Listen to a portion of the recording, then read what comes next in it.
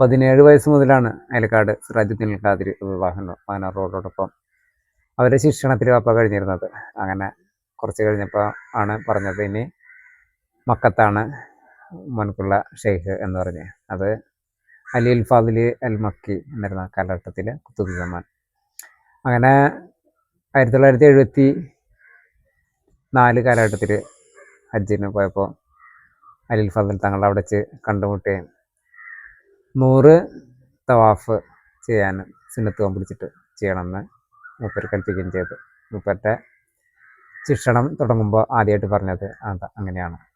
അങ്ങനെ അടുത്ത ദിവസം തന്നെ സുന്നത്ത് പിടിച്ച് 100 തവാഫ് എന്ന് പറഞ്ഞാൽ 700 റൗണ്ട്, അങ്ങനെ ഏറ്റവും പുറകിലൂടെ കബട പൂർത്തിയാക്കി ശേഷം മാനവരുടെ അടുത്ത് വന്ന് നോക്കി അള്ളാഹുല്ലാത്ത യാതൊരു ചിന്തയും അതിനിടയിൽ ഉണ്ടായിട്ടില്ല എന്ന് ഉറപ്പുവരുത്തിയ ശേഷമാണ് അവിടുന്ന് മാനവരുമായിട്ടുള്ള ബന്ധം തുടങ്ങുന്നത്.